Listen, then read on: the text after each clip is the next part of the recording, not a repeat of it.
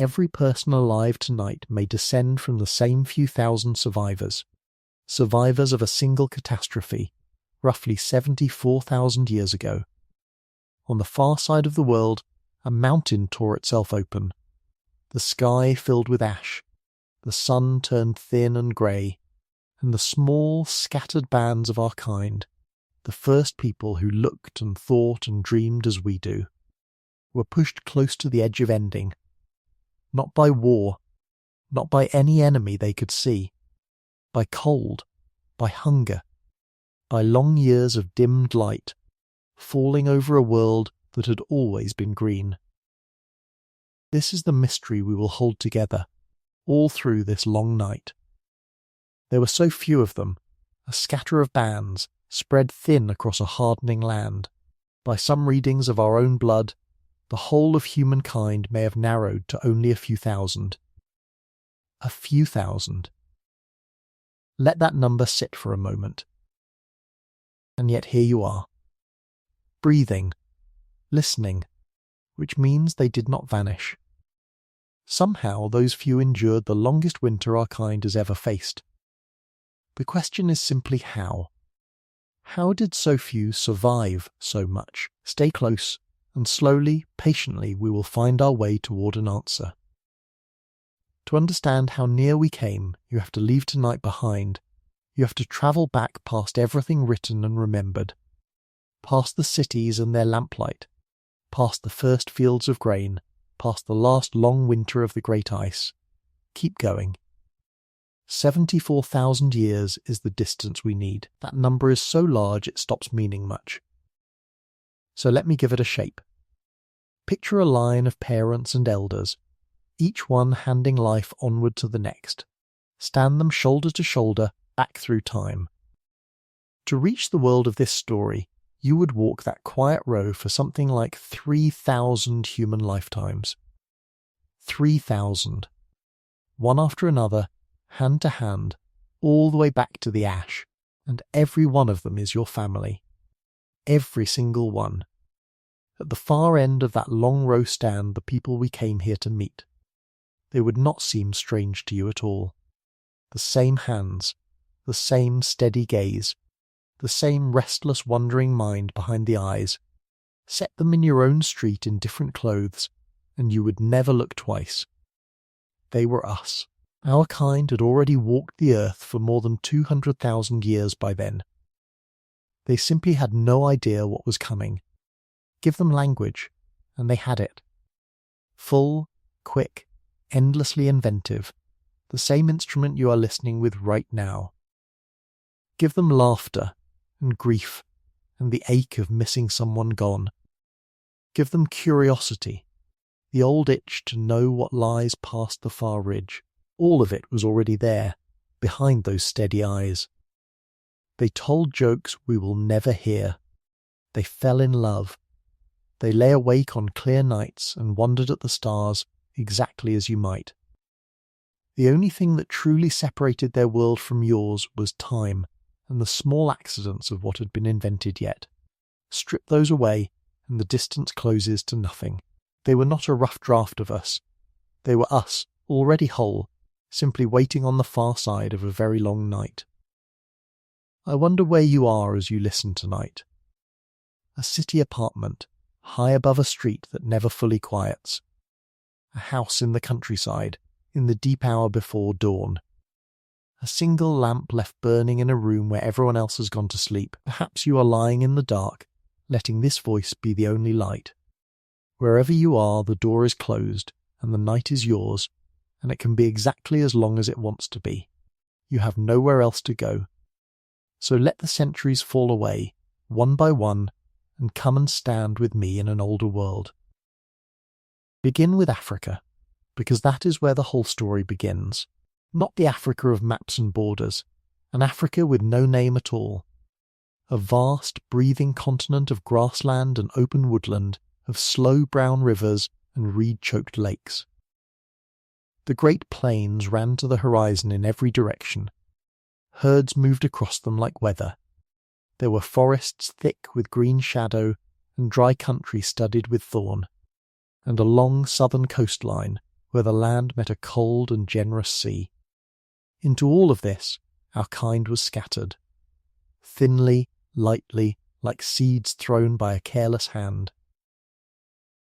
There were no crowds anywhere, no villages of any size, just bands. A band was a handful of families, a few dozen people at most, bound together by blood and habit and trust. They moved through the land rather than owning it. They knew their range the way you know the rooms of your home in the dark. This ridge. That spring. The bend in the river where the reeds grew tall. The season the fruit came ripe on the far hills. Try to feel how small that is against the size of the land. A few dozen people, and then a day's walk of emptiness, and then perhaps another band. Whole valleys held no one. You could climb a rise and see grassland running out for 100 miles, and know that not a single fire burned in all of it. Humanity, in those days, was a rumour whispered across a very wide and open world. But do not mistake few for weak. These bands carried everything that would one day fill museums and libraries. They carried it inside them. They had fire. This above all. A band without fire was a band in trouble, and they knew it. Fire was warmth in the cold hours and light against the dark. Fire turned tough roots soft and made raw meat safe. Fire held back the animals that hunted at night, whose eyes shone green at the edge of the circle. And fire was a gathering place. At the end of every day, the people came in from the open land and sat down together around the same low flame. That circle of firelight was the true shape of a human home, long before there were walls. They had tools, and better ones than we often imagine. This was the age the scientists call the Middle Stone Age. Their makers struck flakes from stone with real skill, shaping thin blades, fine scrapers, points keen enough to open a hide.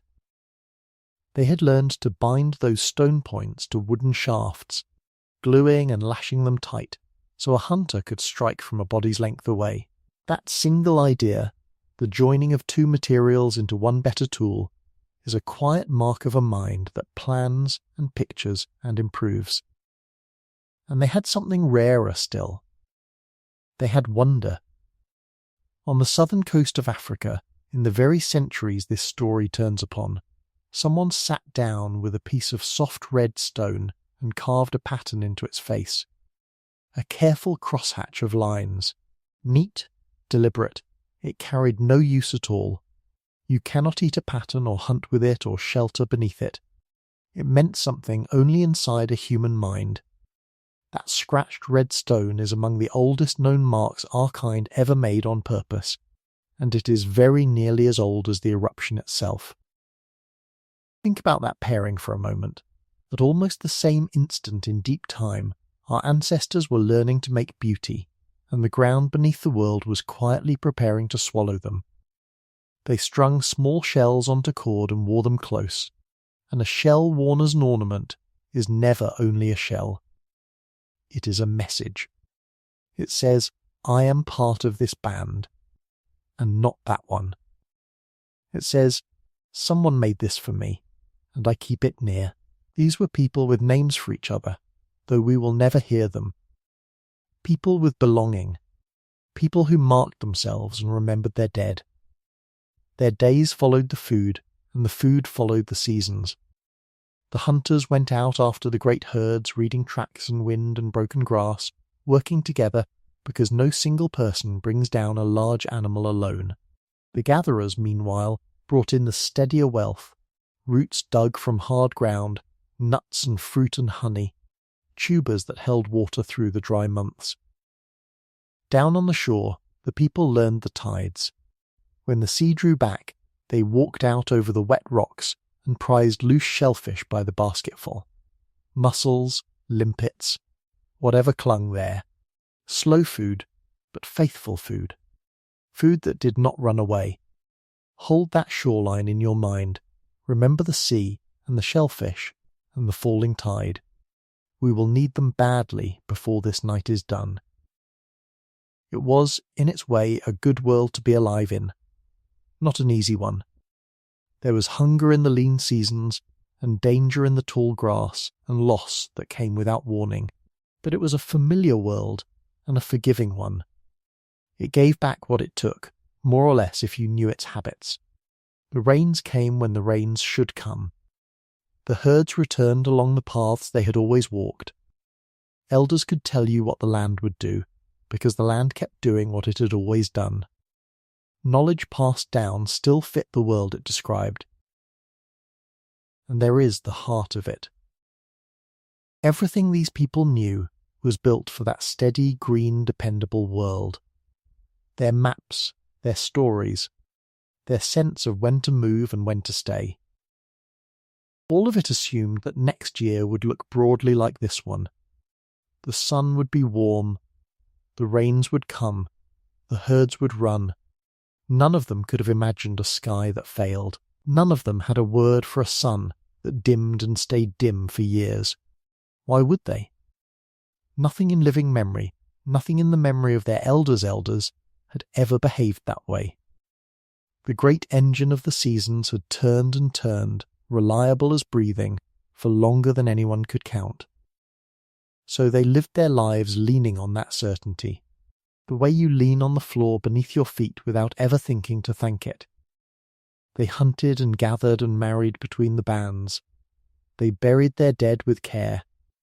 They sat at the fire and told the long stories and taught the next hands to knap stone and read tracks and find the hidden water. They were, in every way that matters, fully and completely human. Awake in the world, at home in it. And far to the east, across an ocean none of them knew existed, on an island we now call Sumatra, the ground was not at home at all. The ground was building toward something.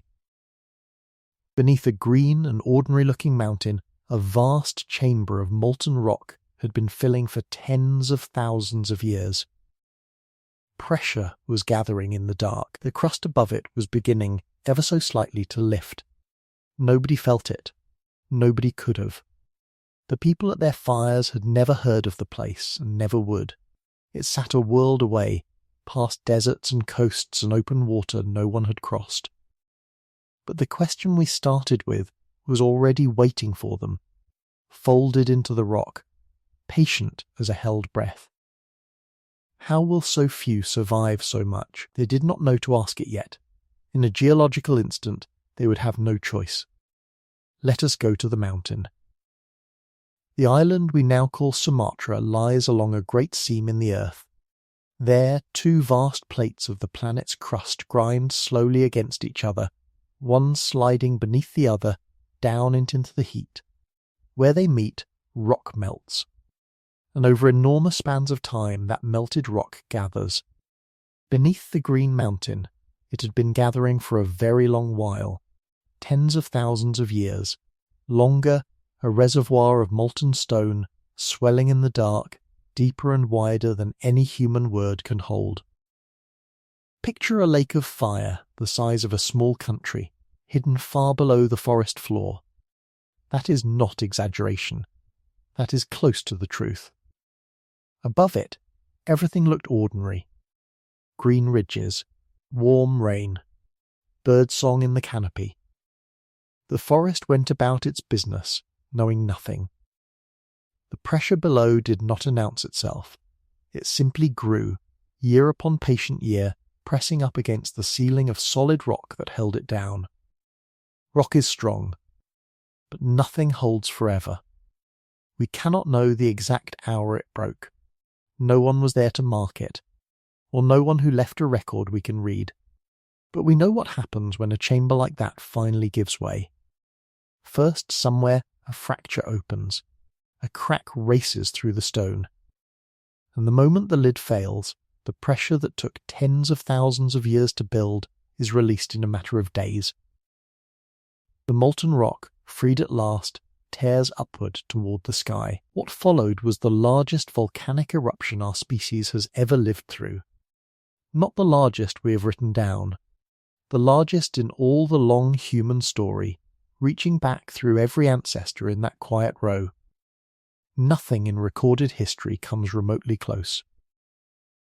Set beside Toba, the famous eruptions of the age of writing, the ones that buried cities and darkened a single summer, are small campfires beside a burning forest. Let me try to give the scale a shape, though the shape keeps breaking in the hand. The mountain threw out something on the order of 2,800 cubic kilometres of rock and ash and pumice. Say that slowly. 2,800 cubic kilometres. Enough to bury a large nation ankle deep, or a small one to the rooftops. Enough, if you could gather it, to blanket the entire surface of the planet in a visible layer of grey.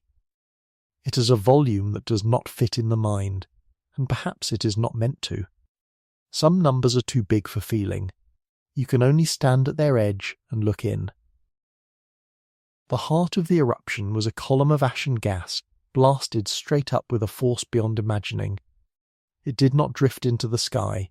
It was fired into it, faster than sound, punching clean through the clouds, through the weather itself, up past the height where rain and storm can reach. Tens of kilometres it climbed, into the thin, cold air of the high atmosphere, where nothing living goes and nothing usually rises. A grey pillar wider than a city, holding up the roof of the world. And when a column that heavy can no longer hold itself up, it falls. Not gently. It collapses outward in scorching avalanches of ash and gas, hugging the ground, racing away from the mountain faster than anything can run. These are the flows that strip a landscape bare. They rolled out across the island and into the shallow seas around it, smothering the forests, filling the valleys, remaking the map in an afternoon. Where there had been green, there was now a smoking grey plain, flat and silent and hot. And the mountain itself? The mountain was gone. When that much rock leaves from below, there is nothing left to support the ground above. So the ground fell in. An entire region of the Earth's crust simply dropped, collapsing down into the emptied chamber, leaving a wound in the surface of the planet almost too large to grasp. That wound is still there. You can find it on any map today. It is a lake now, long and deep and beautiful, cradled in high walls. It stretches some 100 kilometres end to end and 30 across. It is the largest lake of its kind anywhere in the world, and it fills the hole where a mountain used to be.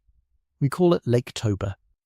Its calm water sits over the grave of the fire that made this whole story. Perhaps you have shifted a little since we began. The room a shade darker, the night settled deeper around the walls. That is exactly as it should be.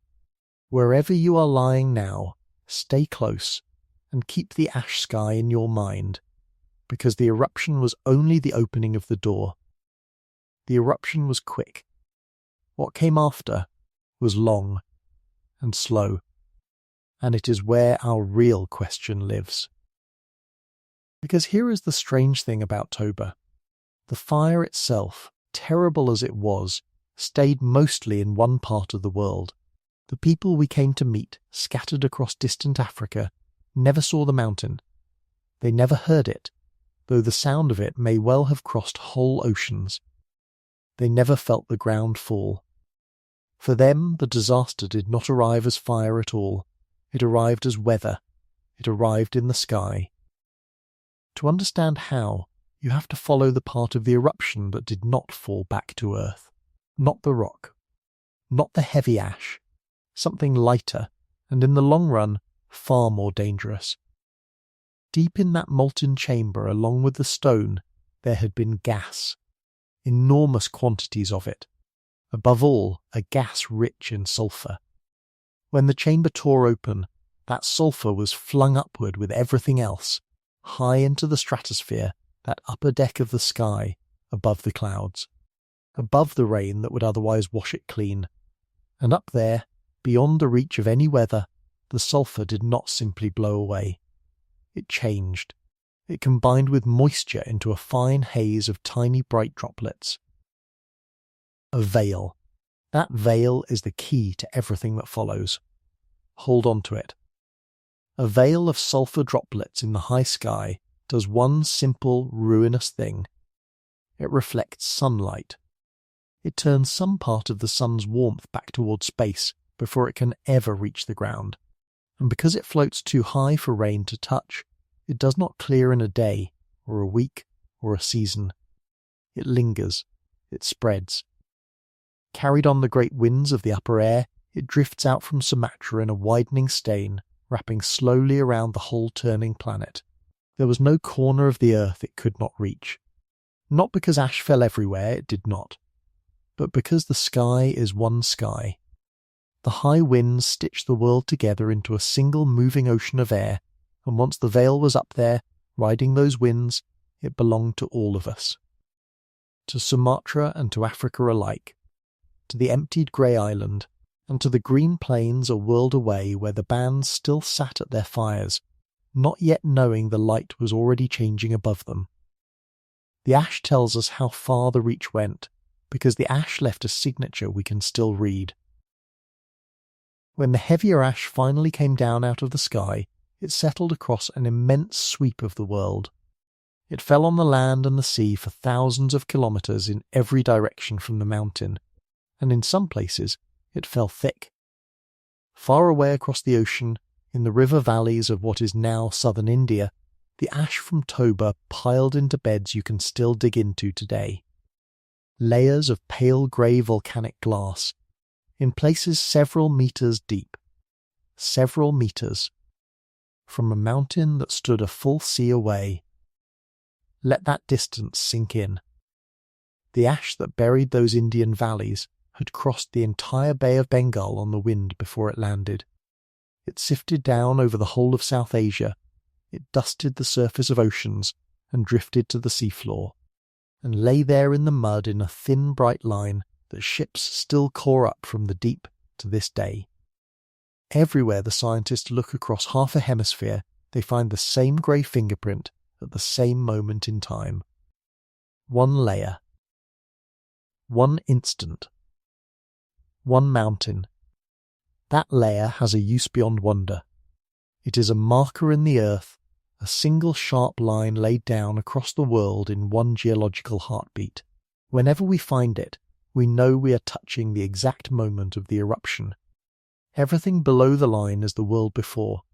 Everything above it is the world after. And it lets us do something remarkable. It lets us find the places where people were living right up against that line, and look to see whether they were still living there, just above it, in the world that came next. We will do exactly that, before the night is over. Keep the grey line in mind, it will lead us straight back to our mystery. For now, though, stay with the sky, because the ash, heavy as it was, would settle within weeks. It was the light veil, the sulphur haze in the high air, that would decide the fate of our kind. The ash was the eruption's loud announcement. The veil was its long, quiet sentence. Imagine the days just after, in the lands near the mountain. A sky the colour of dirty wool from horizon to horizon. The sun reduced to a pale coin you could stare at without flinching. Grey snow that was not snow sifting down without end, coating the leaves, the water, the backs of the animals, muffling every sound. The world gone quiet in the worst possible way. Not the quiet of rest, the quiet of a place holding its breath. And then imagine that same veil, thinner but real, sliding out over the rest of the earth in the weeks and months that followed. Reaching the deserts, reaching the coasts, reaching at last the wide plains of Africa, where the bands were going about their ordinary lives, watching the light do something it had never done before. They would have noticed the sunsets first, most likely. Skies gone strange and lurid, burning in colours no elder could remember. Beautiful, probably, beautiful and wrong. The kind of sky that makes people fall silent and look up and feel, without knowing why, that something has changed. They could not know the cause. They had no mountain to blame, no word for what was happening a world away. All they had was the evidence of their own eyes and their own skin. The light was fading. and it was not coming back on its old schedule. Which returns us, gently, to the question we started with. So few of them, so thinly spread, and now the sky itself, the one thing every living creature depends upon, beginning to turn against them. How could so few survive what was coming? To answer that, we have to stop watching the sky from a distance. We have to go down and stand among them in the years the sun forgot how to shine. Before we go down into the cold, let me find you again. Wherever you are now, the same room, a little darker, perhaps turned onto your side, the blanket drawn a little higher. Wherever you are safe and warm and going nowhere at all. Hold that safety close. We are about to stand in a world that had none of it. A veil of sulphur in the high sky. That is all it takes. Not a wall of fire, not a flood, just a thin haze floating too high to wash away, quietly turning a share of the sun back toward space. And the whole living world runs on that sun. Every green leaf is a small machine for catching light. Every herd that grazes the grass is eating captured sunlight, one mouthful at a time. Every hunting band following those herds is living at the far end of the same long chain, which begins with light falling on a leaf. Dim the light at the top, and the whole chain feels it, all the way down. Plants first, then the animals that eat the plants, then, last of all, the people. So the question becomes simple and frightening. How much did the light dim, and for how long? Here the honest answer is that we are still arguing about it, and the argument matters, so let me tell it to you plainly. The scientists who study Toba do not all agree on how hard the blow fell. Some read the evidence and see catastrophe, a savage global winter, several degrees of cooling worldwide, and far more than that in places, lasting perhaps 6 years, maybe 10, followed by a longer cold that dragged on for centuries. Others read the same world and see something milder. A sharp shock, yes, but patchy. Cruel in some regions, survivable in others, shorter than the darkest estimates. We will honour both readings tonight, because both are part of the mystery. But hold this steady in your mind.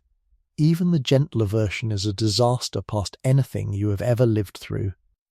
A drop of only a few degrees in the average of the whole planet is enough to bury half a continent under ice, given time. A few degrees is not a chilly week. A few degrees is a different world, and the people we came to meet were about to live inside it. There is one more turn of the screw, and it is a cruel one. The eruption did not fall on a warm and easy age, it fell on a world that was already tilting toward cold. This was deep within the long span of ice ages, and right around the time of Toba, the climate was sliding into one of its colder phases anyway. The sun was already a little meaner. The plains were already drying at the edges. Into that cooling world, at just the wrong moment, the mountain threw its veil. Imagine leaning into a wind that is already rising, and then having someone push. Toba was the push. Now come down from the high view of climate and continents. Come and stand in it. Because the cold was not a number in those days, it was a morning. It was a hand held out toward a thinner fire. It was a face turned up to a sun that no longer felt like enough. You are standing on an ash-grey shore on the southern edge of Africa in the first hard season after the sky changed. Feel it. The wind comes off the sea with a bite it never used to carry. The light around you is flat and strange, a permanent overcast that is not quite cloud, thinning the shadows to almost nothing, so the whole world looks a little unreal. You look up. The sun is there. But it is a smudge, a pale disk you can meet with your open eyes, and it lays down a warmth so weak you keep waiting for it to strengthen through the day, and it never quite does. The people of your band feel it too. You see it in how they move. They gather closer to the fire in the mornings and stay there longer than they used to. They speak a little less. And every one of them, without saying it, has begun to count. Counting the days since the light was right. Counting the mornings that dawned grey. Waiting, the way you wait for a fever to break, for the sky to remember itself. The sky does not remember itself. That is the terror of it, slow and quiet as it is. Every other hardship these people knew had an end you could see. A drought broke when the rains came. A cold night ended at dawn. Even the leanest season turned, in time, back toward plenty, because the world always turned back. That promise was the floor under their whole lives. Now the floor was gone.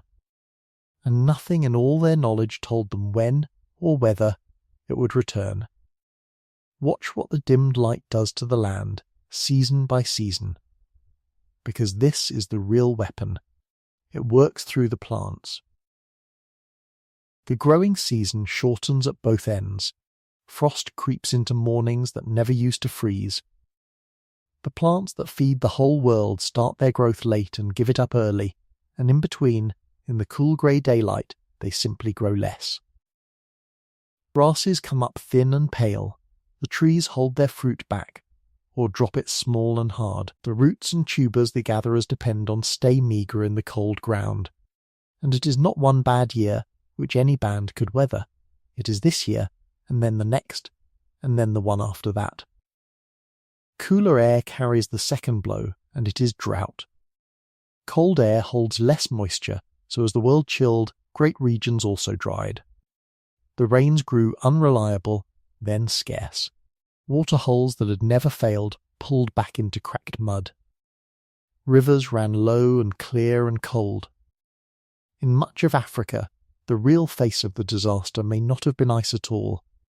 It was thirst, a hard, dusty, dimming drought that settled over the land and would not lift. And when the plants fail and the water fails, the herds go. You would have watched them thin before your eyes. The great herds that had always moved across the plains like weather now moved differently, anxious, scattered, ranging far in search of grass that was not there. Fewer beasts each season, weaker ones. The predators grew bold and desperate, and then they too began to fail, because a lion is only sunlight at the end of a longer chain, and the sun was dim. The whole vast web of life on the plains began, quietly to come apart, from the grass upward. For the bands, this was the slow closing of a door. Hunting had always been uncertain, but the land beneath it was sure. Now the land itself was emptying. The hunters went out and came back with less. Then with nothing, more often than any of them could remember. The gatherers dug longer for smaller roots. The old knowledge, the precious inherited map of where the food would be and when, it stopped matching the world. The elders would lead the band to the place the fruit had always come ripe, and stand there, in a grey wind, looking at bare branches. Try to feel what that does to people. Not only the hunger, though the hunger was real and constant. The deeper wound was the loss of certainty. These were people who had always known what to do, because the world had always behaved. Now the world had stopped behaving, and no story they carried, no wisdom from any elder, quite reached the situation they were in. They were improvising, in the cold, at the edge of the possible, and the light did not come back. Not the next year, in the harshest reckoning, not for years upon years. There may have come a time when the band held people who had never known a proper summer. Born under the grey, they took the thin sun and the biting wind and the endless overcast as simply how the world was. The elders would tell them of the old skies, of a warmth that fell heavy and gold and steady, of plains black with herds, and it must have sounded to them the way the deepest legends sound. A better world once before us, half believed, impossibly far away. That is the volcanic winter, not a storm you shelter from and outlast. A slow narrowing of everything that keeps you alive, season after grey season, with no promise at the end. And now, at last, we can name the danger precisely, because a world like that does something specific to a scattered species. It does not usually kill everyone at once, in a single dramatic stroke. It does something quieter, and in the long run more dangerous. It squeezes. Every band is a little more stretched. A few more people are lost each hard season than are born to replace them. A band that was 40 becomes 30. 30 becomes 20. Some bands, in the worst hit lands, simply flicker out, the last of them lying down by a cold hearth with no one left to carry the fire on. And because the bands were already so few and so far apart, each one that failed was not easily replaced. There was no crowd behind them. There was only more empty land. This is what the scientists mean by a bottleneck. Picture the whole of humanity as water passing through a vessel. For a stretch of years around this time, that vessel narrowed almost to nothing. The stream of our kind was forced through a neck so tight that only a trickle came through to the other side. How tight? Here we return to the number that opened our night, and now you can feel its weight. By some readings of our own genes, the breeding heart of all humanity may have fallen to something on the order of a few thousand. Some estimates say as few as 3,000. Some say 10. Either way, a species you could have gathered into a single valley, the entire future of humankind. Every voice and face that would ever live, every song not yet sung, narrowed down to a population you could almost count by hand. Stand inside that for a moment. Everyone who would ever be, balanced on the survival of a few scattered bands, in a dimmed and hungry world, with the sun gone weak and the herds gone thin, and no promise anywhere that it would ever turn back. That is the edge we stood on. That is how close the whole story came to ending here, 74,000 years ago, in the grey. And yet it did not end. You already know it did not. Because you are here. The trickle came through. The bottle had a far side, and our kind reached it. A few thousand became, in the long unrolling of time, every person who has ever lived. So the mystery is no longer a distant riddle. It is right in front of us now, sharp and close. How? How did those few in that cold, with the world coming apart around them, hold on long enough to reach the other side? That is where we go next. Not to the disaster. We have stood in the disaster. To the answer. To the quiet, stubborn, deeply human things that carried them through. Here is the first thing to understand about how they survived. There was no single hero. There was no lucky band that did one clever thing the others missed. The answer is quieter than that, and far more human. They survived through the ordinary powers our kind had been carrying all along, and the greatest of those powers was each other. Come back to the band. Sit down at the low fire with them, in the grey. In that world no one lived alone. The idea would have been absurd. A single person, however strong, cannot hunt the large animals, cannot watch through the night, cannot survive a fever or a bad fall with no one to bring water. Alone, in that cold, you were already finished. The band was not a comfort. The band was the difference between living and not. It was the first and best tool our ancestors ever made, and they made it out of themselves. Watch how it works, and you will see why it held when so much else fell apart. The hunt fails, more often than not, in a dimming world.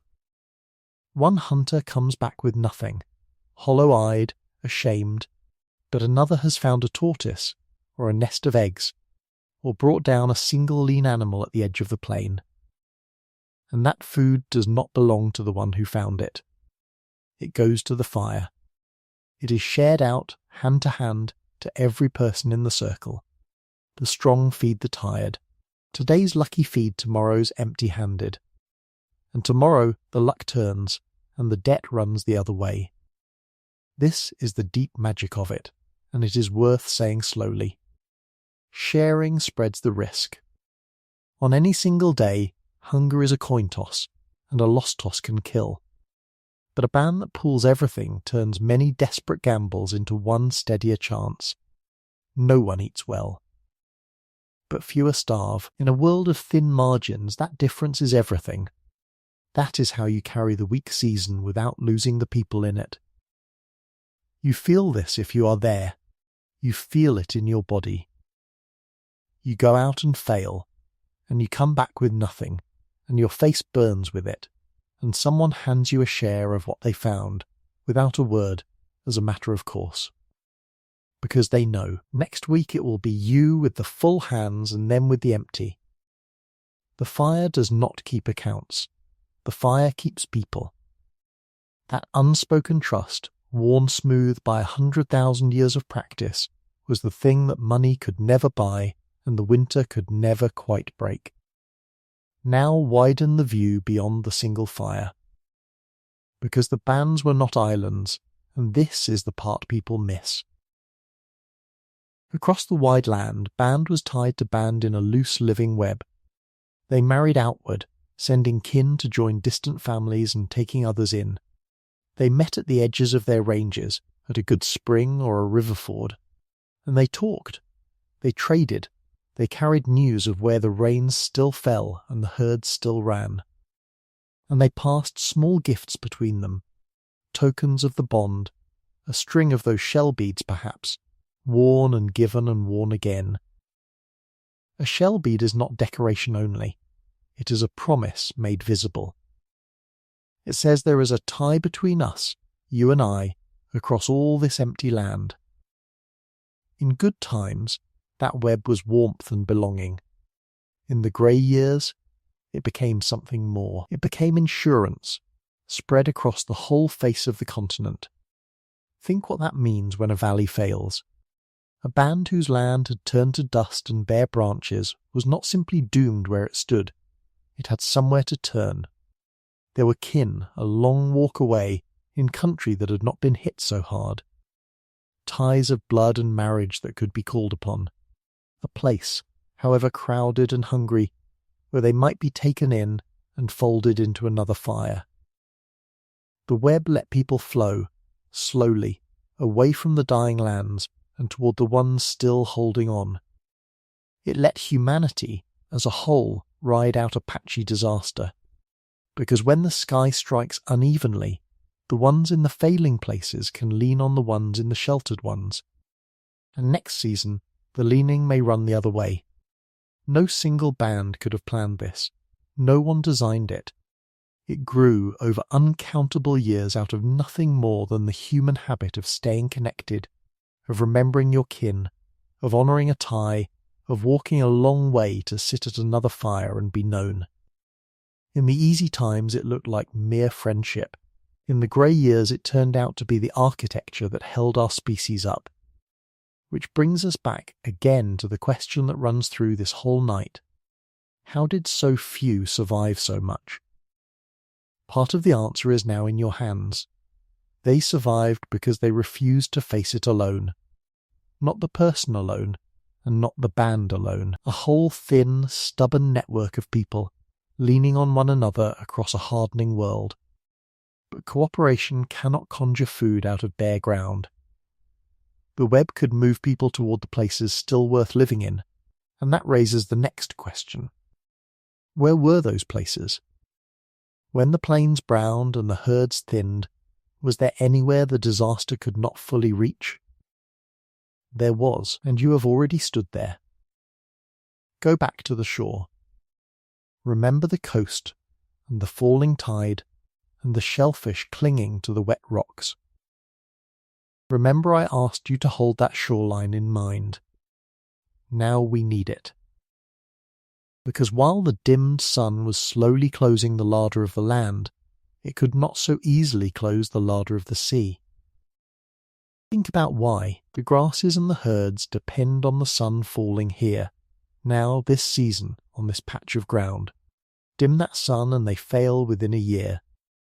But the shellfish on the rocks feed on the sea itself, on what the tides and currents bring, gathered from a whole vast ocean that changes far more slowly than a plane.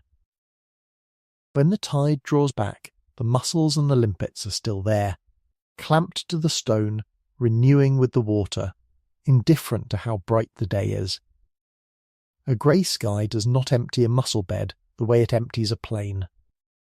So picture the band that has found its way to the coast. And picture your place in it, in the hard years. The tide goes out at dusk, and you walk out with the others across the wet rocks, into the smell of salt and weed. The light is poor, but you do not need much light for this. Your hands know the work. You feel along the cold stone and prise the shellfish loose, one after another, and drop them into a woven bag that grows slowly heavier at your side. It is humble food. It will never be a feast. But it is here, and it was here yesterday, and it will be here tomorrow when the tide turns again. In a world where nothing could be trusted, the tide could be trusted. Twice a day, faithful as breath, the sea drew back and set out its grey table on the rocks. We are not guessing at this. We can read it in the ground.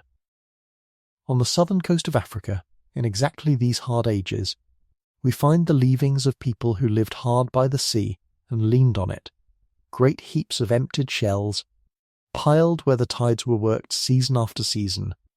In the same places and the same times, we find their finest tools and their pots of red ochre and the marks of quick. Inventive minds. These were not people barely clinging on. In the very teeth of the cold, on the edge of that generous sea, some bands were not merely surviving. They were finding new ways to live. That is worth sitting with, because it turns the whole story a shade warmer. The coast was more than a place to endure. For some, it may have been a refuge where our kind gathered itself, kept its knowledge whole, and even sharpened it, waiting out the grey years with salt on their hands and the tide keeping time. And still, gently, the old question waits under all of it. So few of them, so much against them. Cooperation held them together, and the sea helped feed them. But there were other powers in their hands, older even than the shell bead and the shore. There was the oldest companion of our kind, the one thing that had walked with us out of the deep past and would not go out even in the longest night. There was the fire, and we have not yet told the half of what it did for them. Fire had walked with our kind for longer than we had been our kind. It was the oldest thing we owned, and in the grey years it did more work than any other single power in human hands. It was warmth and food and safety and light and the gathering place all at once. Take it away and the story ends. So let us stay by it a while. Start with the plainest gift. Heat, a dimmed and drying world, is above all a colder one, and cold kills quietly, from the inside, on the long nights when the fire burns low. But a band that keeps its fire keeps a small pocket of summer alive against its skin. Picture yourself feeding it in the black hours before dawn, the cold pressing at your back, the warmth on your face, the circle of your people breathing in the glow. That ring of heat was a portable climate. Wherever they could carry a coal, they could carry a livable world with them into places the cold would otherwise have closed. Now the gift most people forget. Fire is how you eat. A raw root can be almost worthless, hard, bitter, half of its goodness locked away where the body cannot reach it. Set it in the coals, and it changes. Cooking breaks food open before you ever swallow it, so that far more of its strength passes into you. It is a kind of digestion done outside the body, in the fire, before the meal begins. In good times, that is a convenience. In the grey years, when every scrap of food had to be squeezed for all it held, it was survival itself. Cooking let them wring life from tough, marginal, desperate foods that a raw mouth could barely use. The fire turned poor pickings into enough, sometimes only just enough. but enough. And fire held the dark at bay. The long nights of a dimmed world belonged to the hunters that were not human, the eyes at the edge of the circle, waiting for a gap. The flames closed the gap. No animal, however hungry, walked willingly into fire, so the band could lie down and rest, truly rest, inside a wall of light, and wake whole in the morning. And because they could rest, they could think and heal and plan. The fire did not only keep them warm and fed, it gave them back the night. But a fire is only a gift if it does not go out. And here lies a truth we forget, warm as we are behind our walls. To these people, a live flame was among the most precious things they owned. Making one from nothing was hard, skilled work, the patient coaxing of an ember from friction or from a struck spark, teasing the first thread of smoke into flame with dry tinder and steady breath. In the wet cold of the grey years, with damp wood and a biting wind, it could be brutally hard. A band that let its fire die in bad weather might labour for days to raise another. So they did not let it die. Someone always tended it, someone always carried it. When a band moved camp, it moved its fire too, a glowing coal cradled in moss or bark or a scooped-out horn, fed and shielded along the whole journey, so a new hearth could be woken quickly at the far end. That carried coal was the band's most guarded treasure. It was warmth for the next cold night, and cooked food and safety and light, all sleeping inside one orange ember. To lose it was catastrophe. To keep it was to keep everything. Somewhere in most bands there was a person whose deepest skill and quiet pride was exactly this, the keeping of the coals. Never fully out, never quite cold. Handed from the tired to the rested, hour upon hour, through every night of the disaster. When you next watch a flame settle into a hearth, remember how hard won that ordinary sight once was, the whole of human comfort, guarded in the dark, one careful ember at a time. Above all, the fire gathered them.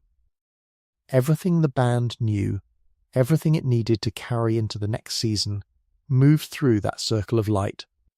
And that carries us to the second great power that saw them through. Not a thing in the hand at all, a thing in the mind. They could remember, and they could teach. These people left no writing. Nothing was set down. And yet a band was not limited to what any one person could hold, because knowledge lived in the whole group and passed, mouth to mouth, down the generations.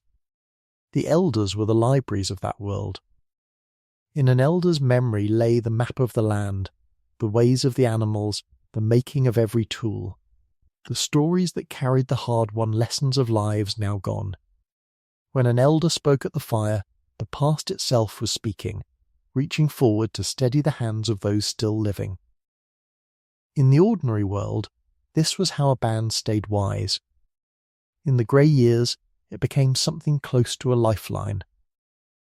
Somewhere in the band's long memory might lie the account of an older hardship, a great drought within living recall, or one remembered by the ones who taught the ones now old. And folded into that memory what had been done, where the last water had held, which distant valley had kept its green. The band could reach back across more than one lifetime and draw up an answer. Their memory was longer than any single life.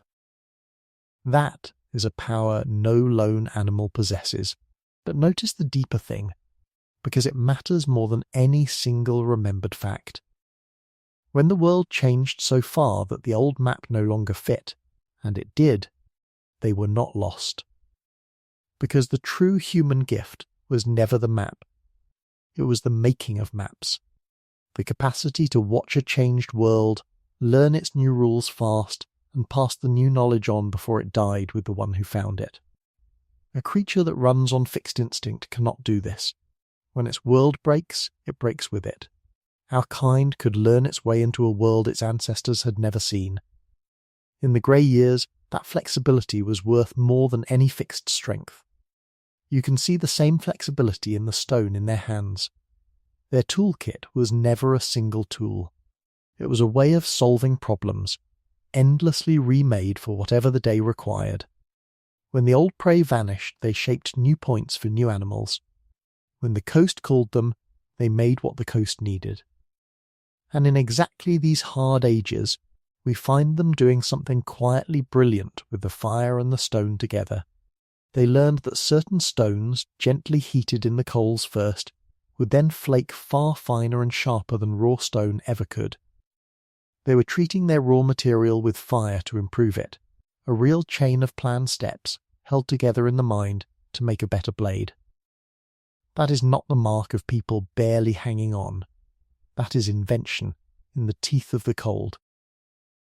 So gather the powers now and lay them side by side, because together they answer our question. Cooperation that spread the risk across the band and the web across the land. The sea that fed them when the plains would not.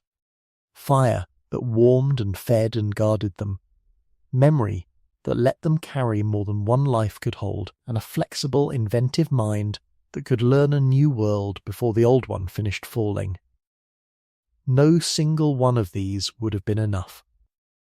Braided together, they made a creature that was terribly hard to kill. And with all of that in hand, they did the last necessary thing.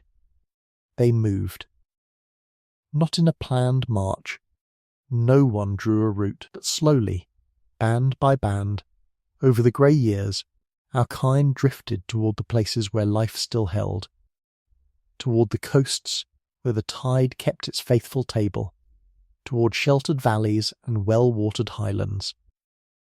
Toward the warmer belt of the world, nearer the middle of the earth, where even a dimmed sun bit least hard.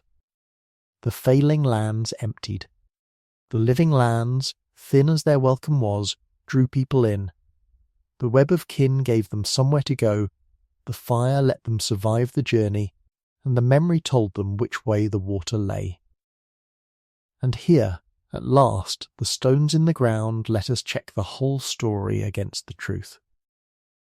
Come back one final time to that grey line, the ash layer laid across half the world in a single instant. In a river valley in what is now southern India, the ash fell thick, those beds meters deep. And when we dig there, we find stone tools lying below the ash, left by people living there before the sky fell. Then we find the ash itself, the record of the catastrophe. And then, just above it, we find tools again. The same kind of tool-making, human hands back at work in the same valley in the world that came after. Whoever they were, they did not vanish under the grey. They were there before, and they were there again. Read that slowly, because it is the closest thing we have to a message from the survivors.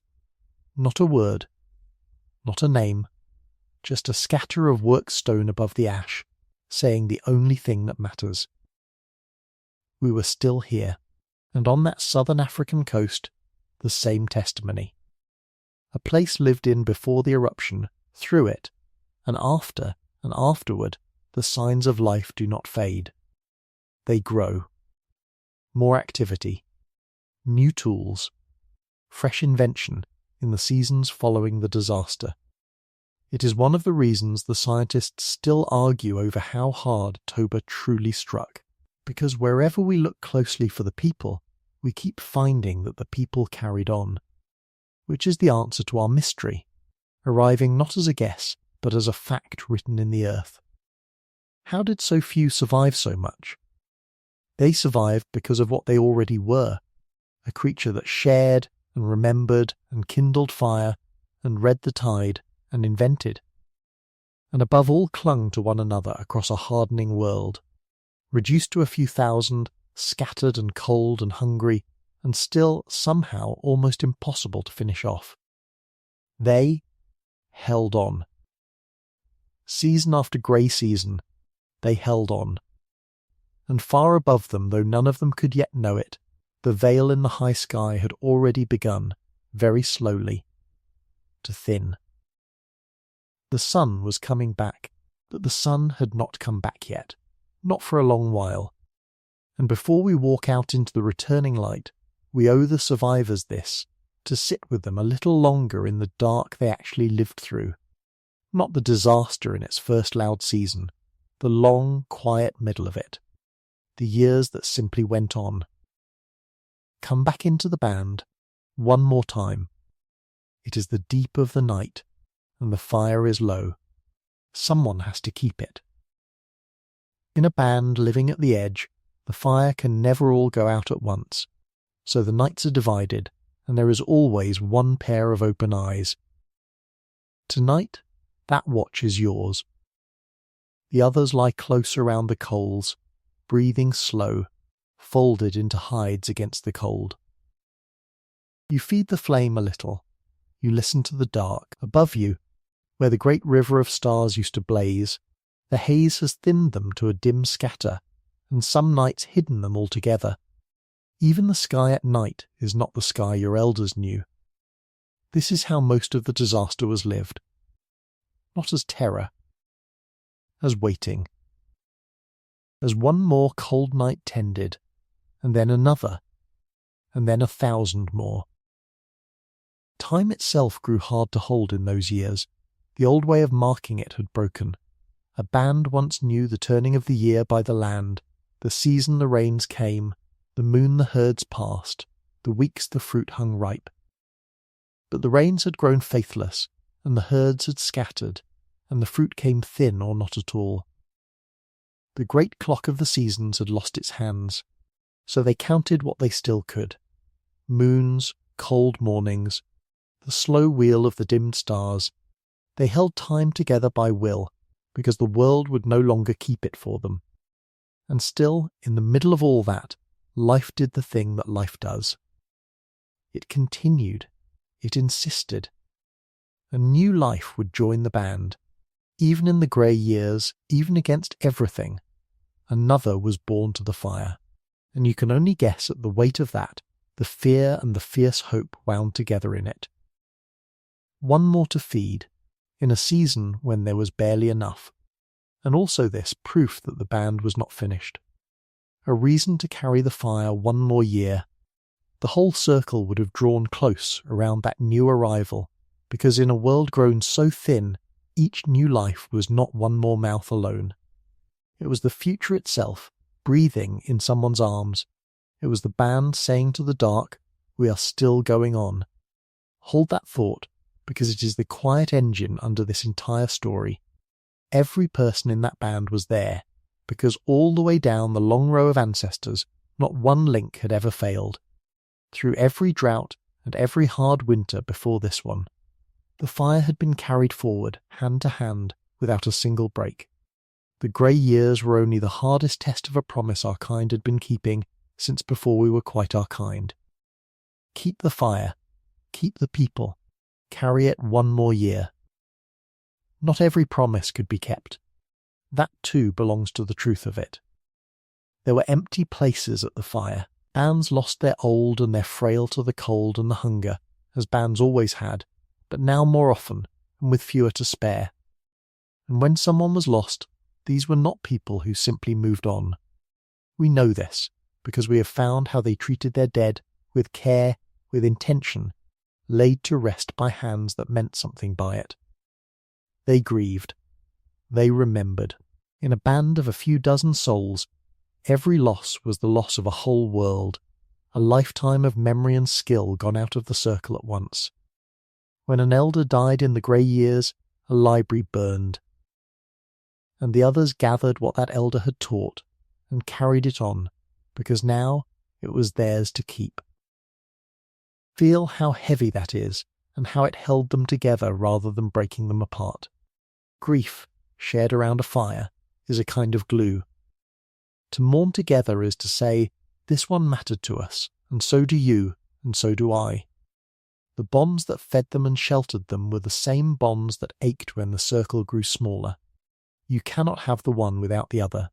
The love that made them a band was exactly what made the losses hurt. And they paid that price season after season and stayed a band. Now think about hope, because hope is the strangest survivor of all and the hardest to explain. Put yourself once more inside those years.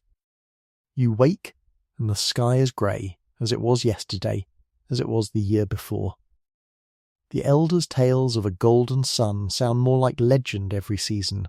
There is no evidence anywhere in the visible world that things will ever be different. By any cold reckoning, there is no reason to expect the light to return. And yet the band rises.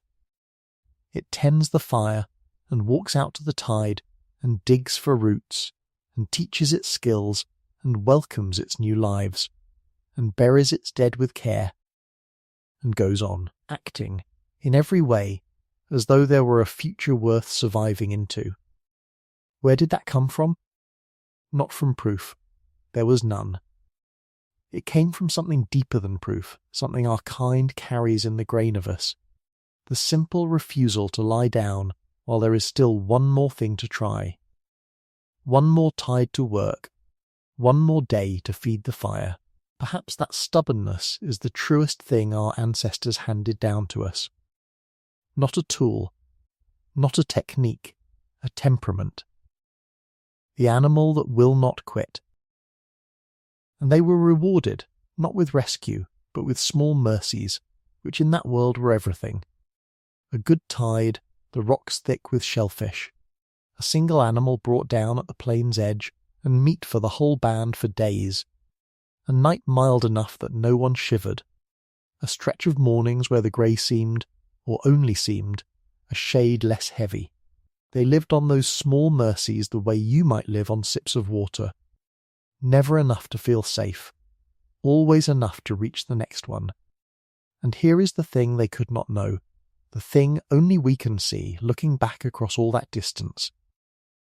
Each of those ordinary days they survived was a link held. Each cold night tended was the whole human story continuing for one more turn. They thought they were only getting through a week, a moon, a lean season. They were, without knowing it, carrying every song and city and voice that would ever come, across the narrowest bridge our kind has ever crossed. They had no idea they were the hinge of the world. They just kept the fire. Which brings us back once again to the question we have carried from the first minute. How did so few survive so much? And now you feel the shape of a fuller answer. Not only the sharing, and the sea, and the fire, and the memory, and the clever hands.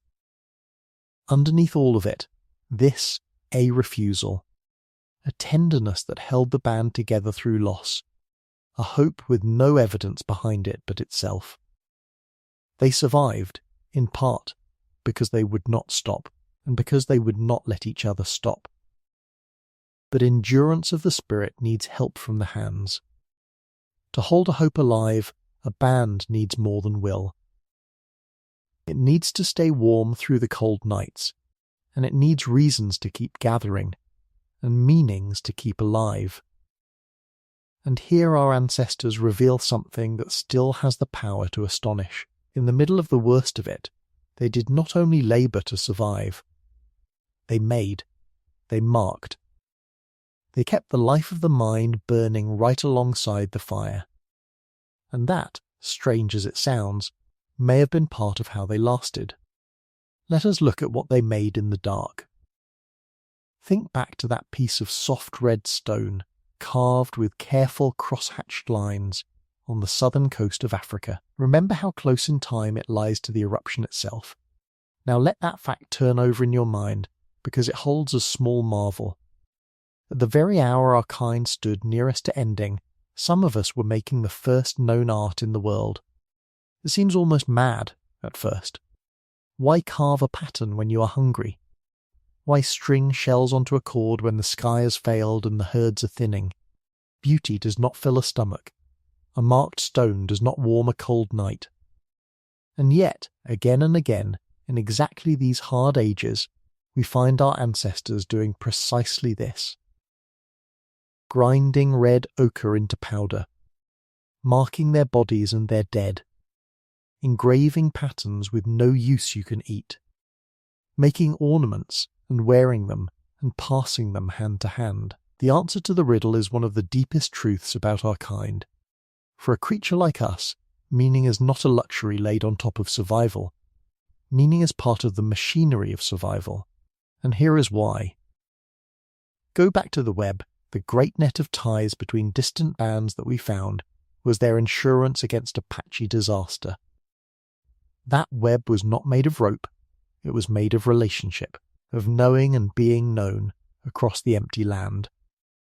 And a relationship, unlike a spear, cannot be held in the hand. It has to be carried in signs. A shared way of marking the body. A pattern that says, "These are my people." A shell bead given and received that makes a bond into something you can wear against your skin and see and touch. The symbols were how the web was built and kept in repair. So when a band ground its ochre and strung its beads in the grey years, it was not turning away from survival. It was doing survival by another means. It was tending the ties that would let it flow toward the living lands when its own land failed. It was saying to the neighbours across the valley, across the generations, "We are the same people, you and I, and the tie between us holds." In a world coming apart, the symbols held the human world together. Meaning was infrastructure. Beauty was a kind of bridge. And there was a second gift in it, quieter and just as vital. The making of marks and meanings held the band together on the inside, in the mind, where hope lives or dies. Picture the fire again, on a night when the grey has gone on too long. Someone begins the old marking, or the old telling, or the old song. It does not fill a stomach. But it does something a full stomach cannot. It says, "We are still ourselves. We are the people who do this, who have always done this, and we are doing it still." A band that keeps its rituals in the dark, keeps its shape. It does not dissolve into a scatter of frightened, starving strangers. It stays a people. And a people can endure what a scatter of strangers cannot. And almost certainly there was sound. We cannot dig up a song. A melody leaves no bone behind. But everything we know of our kind says these people had voices and rhythm and the deep human urge to move and sound together. Long before any instrument we could ever find, there was the oldest music of all. The voice, the clapped hand, the stamped foot, the beat kept by many bodies at once around a fire. And that, too, was survival by another means. To sing together is to breathe together, to fall into one rhythm, to feel the edges between separate people soften into a single group. It binds a band tighter than talk ever could. It lifts the weight of a hard season for the length of a song. It carries the stories in a form the memory grips and will not drop, for a tale set to rhythm outlives a tale merely spoken. Picture it on a grey night. The fire low, the cold pressing in, the day's hunger not yet answered, and then a rhythm begins, and a voice, and then more voices, and for a while the band is not a scatter of tired, frightened people. It is one thing, sounding together in the dark, telling itself in rhythm that it is still here, still whole, still going on. We will never hear a note of it. But the impulse behind it beats in you now, every time a song lifts your mood past all reason, or a shared rhythm pulls a room of strangers into one. That too came down the line. That too helped carry them through. The stories mattered most of all, though we will never hear a word of them. Every band carried its tales, and the tales did two kinds of work at once. They were the memory, the map of the land, the ways of the animals, the hard lessons of the ancestors, all wrapped in a form the mind could hold and pass on. And they were the medicine. Somewhere in a band's store of stories, almost certainly, were the accounts of older hardships survived, of a time the rains failed and the people came through, of ancestors who endured a bitter age and lived to tell of it. A band that carries such a story carries a template for its own hope. It has proof, in the only form that mattered to them, that the dark can be outlasted. Because it was, before, by us. Listen, and I will tell you how. That is a technology as real as any blade. The power to reach into the past for courage and hand it forward to those who must go on. Now let us come down from the life of the mind to the life of the hands, because meaning alone does not keep out the cold, and our ancestors knew it. In these same hard ages, the practical crafts of survival grew sharper too, driven by need. When the world turns against you, necessity becomes a fierce teacher. Warmth against the cold came first. A dimming, drying world is a colder one, and bare skin is a poor defence on a freezing night. But remember those fine stone scrapers in their kit. A scraper is, among other things, a tool for working hide, for cleaning a skin, softening it, turning the raw pelt of an animal into something a person can wrap around a shivering body. We do not find the wraps themselves. Skin and sinew rot away and leave almost nothing behind across so many years. But we find the tools that made them, in their thousands. The people who could clothe themselves in worked hide, carried, once again, a pocket of warmth wherever they went. Against the cold nights, that was survival stitched together with sinew. And they made shelter. Not houses of stone, those lay far in the future, but windbreaks and screens, and the sheltered mouths of caves banked against the weather, and the fire set just so within them, so its warmth was caught and held rather than snatched away by the wind. A band that could read a landscape for its shelter and improve on what it found could sleep warm where an unsheltered band would fail. Small skills, life and death skills, in the grey. Here is one craft that may have mattered more than any, in the drought-struck lands, and it is easy to overlook. They learned to carry water. On that same stretch of African coast and beyond, in these very ages, our ancestors were taking the great eggs of the ostrich, emptying them, and turning the strong shells into flasks, and even marking those flasks with careful engraved patterns. So a canteen was also a thing of meaning. Think what a water flask does in a drying world. Water is the leash that ties a thirsty band to the shrinking waterholes. But a band that can carry water can cross the dry ground between one source and the next. It can reach the far valley that still holds green. The humble flask lengthened their reach across a parched land, and reach, in a drought, is life. Gather it all together now, this life of the mind and hands in the dark. The ochre and the beads, tending the web of alliance across the empty land. The rituals and songs holding each band whole on the inside. The stories carrying both the map and the medicine of hope. The worked hides, holding warmth against the cold. The shelters, catching the fire's heat. The water flasks, stretching their range across the drought. None of it was grand. All of it was human. And all of it, braided with the sharing and the sea and the fire we spoke of before, made the difference between a band that flickered out and a band that carried its people through one more year. Which returns us, as everything does, to the question at the centre of this night: how did so few survive so much? You can feel the answer growing fuller and warmer with every turn. They survived because they never stopped being fully human, not even at the edge of ending. They kept their meanings and their makings alive right through the worst of it. They tended the web, and the fire, and the stories, and one another, starving, cold, and few, and still marking beauty into stone, still carrying water toward the living lands, still telling the tales that said, "Hold on, the dark has an end." But where were the living lands? We have said the bands drifted toward the places where life still held. It is time to ask where those places were, the refuges of a broken world, the corners the disaster could not fully reach. A disaster in the sky is never quite even on the ground. The veil dimmed the whole world, yes, but the world it dimmed was not the same everywhere. Some lands were pushed clean over the edge into ruin, others were bent hard, but held. and the difference between them was often simply where a place sat on the turning earth. This is the geography of survival, and it may be the largest part of our answer.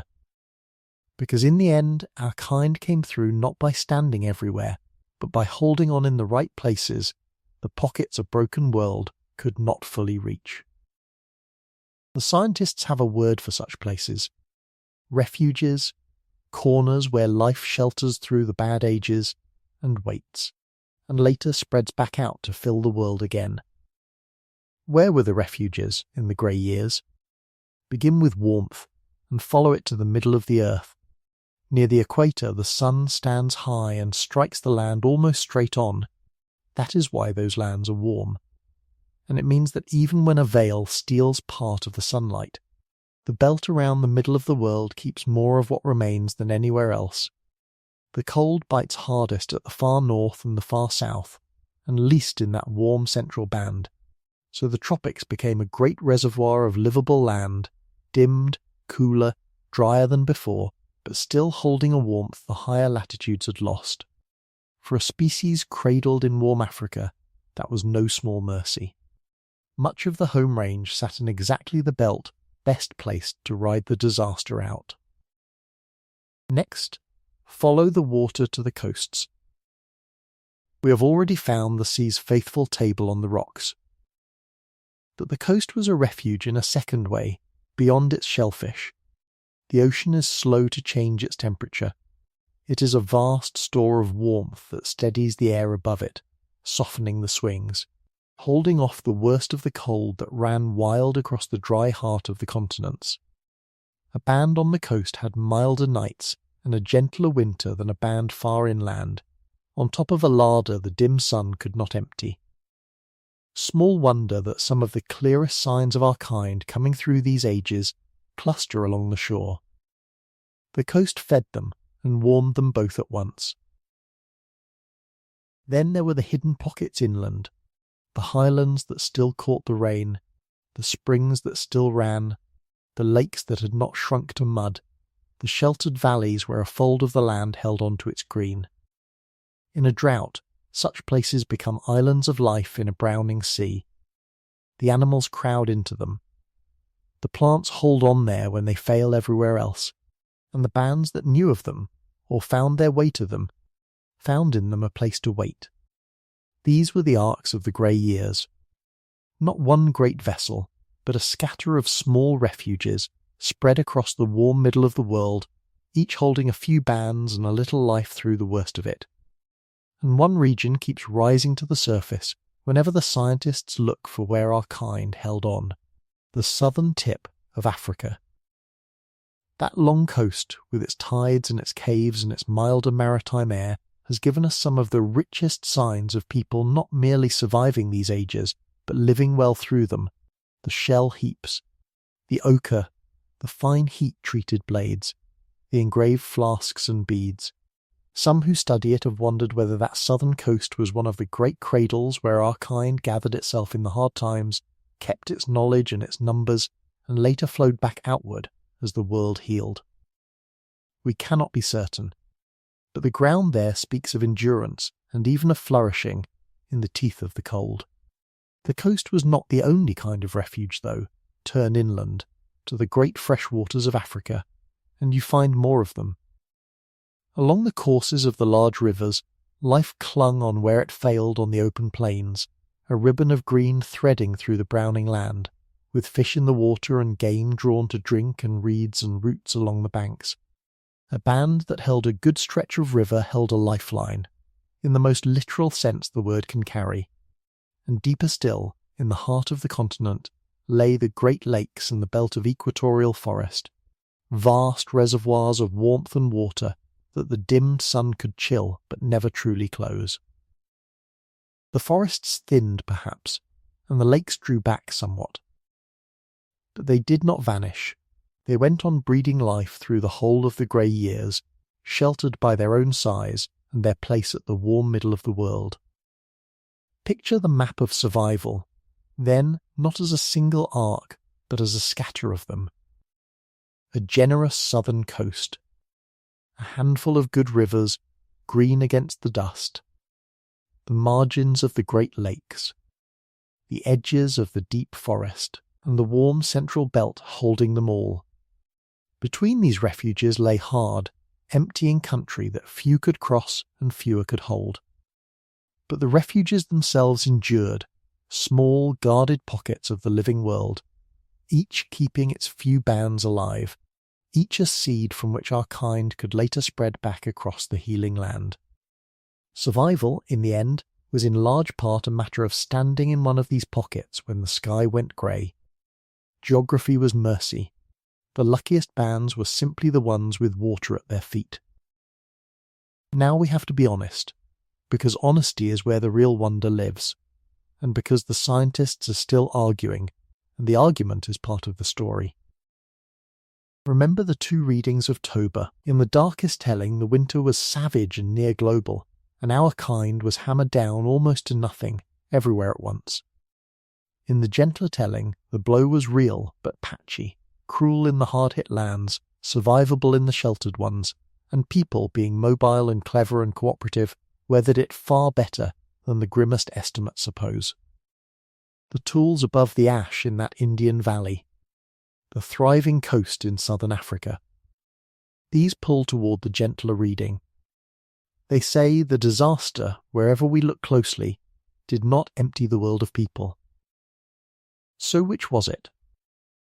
Here is the honest answer. And notice that it does not weaken our mystery. It deepens it. Perhaps both are true at once. Perhaps the hard-hit lands truly did empty, band after band flickering out across the ruined regions, while in the refuges, in the warm belt and along the generous coasts, and in the hidden green valleys, a remnant of our kind held firm. And perhaps everyone alive today descends from those refuge bands. The ones who happen to be standing in the right pockets of the world, with the sea at their feet or the sheltered valley at their backs, when the sky went grey. If that is so, then the bottleneck was not the whole species dying back as one. It was the whole species being funneled down into a handful of lucky, stubborn, well-placed refuges and coming out the far side, carrying only the blood of those who had sheltered there. Either way, the trickle through the neck is real. Either way, we are its descendants. The refuges were the far side of the bottle, and it is worth remembering, standing here, that our kind was already a little more far-flung than the story so far might suggest. By these ages, bands of Homo sapiens had drifted, here and there, beyond the African heartland, testing the edges of the wider world. Not yet the great spreading that would one day carry our kind to every horizon, that lay ahead in a warmer age, but we were not sealed inside a single valley waiting to be wiped out. We were scattered, thinly, across a range already wide. And a species spread across many places is a species that is very hard to erase completely. When one region falls, another may hold. The very thinness that made each band fragile made the whole of humankind resilient. Strike us in one place, and we survived in another. That is the paradox at the heart of the refuges, and it is worth holding on to. So few of us, so scattered, seemed the very picture of weakness. A crowd in one city can be lost in one disaster, but a species smeared thinly across a continent, in 100 small bands tucked into a scatter of refuges, that is a species with 100 separate chances to survive. It only takes a few of those chances to come good. And they did. Which brings us, once more, back to the question we have carried since the first minute of this long night. How did so few survive so much? Now you hold the geography of the answer alongside all the rest. They survived because among all their scattered bands, enough of them were standing in the refuges, in the warm belt, on the steadying coast, in the sheltered green valleys, with fire in hand, and the web at their backs and the tide at their feet. The world dimmed, but it did not dim to nothing anywhere the survivors stood. And slowly, so slowly, that no single life could have measured it, the thing they had waited and hoped and endured for began, at last, to happen. High above them, the veil was falling out of the sky. The long grey was beginning to lift, and the sun, the old gold sun of the elders' tales, was on its way back to a world that had almost forgotten it. Before we walk out into that returning light, though, there is one more place we must look. Not out at the land and the sky, inward, at the survivors themselves, into the deep record they left, without knowing it, written in the blood of every person who would ever come after. Into the faint, unmistakable echo of the bottleneck, still sounding in us now. How can we possibly know that humanity once grew so few? No one counted them. No record was kept. The bands that lived and died in the grey years wrote nothing down, and yet we can say, with real confidence, that our numbers once fell to a sliver of what a whole planet might hold. We know it because the survivors left a record after all. They left it in us. They wrote it into the blood of every person who would ever be born. Your body is a library of your ancestors. Every living thing carries, coiled inside it, the long instructions that built it, inherited, copied, and passed on, generation after generation, back and back into the deep past. And that inheritance is not silent. Read carefully, it remembers. It holds, in its patterns, the shape of the populations it came through. A crowd leaves one kind of trace, a remnant leaves another. And when the scientists learned to read our inheritance closely, they found, written all through it, the unmistakable mark of a species that had once been very few. The clearest sign is the strangest, so let me say it plainly and then let it settle. For a species spread across the entire face of the earth, from pole to pole, in every land and climate, we are astonishingly alike. Genetically, humankind barely varies at all. Pick two people from opposite ends of the world, as different in appearance as you please, and the differences written in their inheritance are tiny. Smaller, in fact, and this is the part that stops people cold, than the differences you would find between two of our close cousins, the chimpanzees, living in a single forest in Africa. One troop of them, in one patch of woodland, can carry more variety in its blood than all 8 billion of us put together. Read that again, slowly, because it is one of the most quietly astonishing facts about our kind. All the human variety you have ever seen across every people on Earth is a thinner spread of difference than sits inside one group of apes in one forest. Let that number sit for a moment. What does such sameness mean? It means we are, in the long view, a recently small species. Variety takes a very long time to build up, accumulating slowly across countless generations of a large population. But it can be lost fast. Squeeze a species through a narrow neck, down to a few thousand, and most of that hard-won variety simply vanishes, because a few thousand can only carry a small sample of it. And when the survivors later grow numerous again, they can only rebuild from the little they carried through. The whole regrown species inherits the narrowness of the few who made it across. Our sameness today is the shadow of their fewness then. Low variety is the fingerprint of a bottleneck, and our fingerprint is faint indeed. Put a number to it, and the number is humbling. When the scientists estimate the long-term breeding size of our ancestral population, not the peak, but the effective heart of it, averaged across the ages, they arrive at something on the order of 10,000. 10,000. For most of the human story, the wellspring of our entire kind was no larger than the crowd a modest gathering might hold today. We think of humanity as a multitude. For most of our existence, we were a rarity, a scarce and scattered animal holding on. There is a second signature, and it is the one that never fails to move people, so stay with me for it. Deep inside nearly every one of your cells sits a tiny structure that carries its own small loop of inherited instruction, separate from the main library.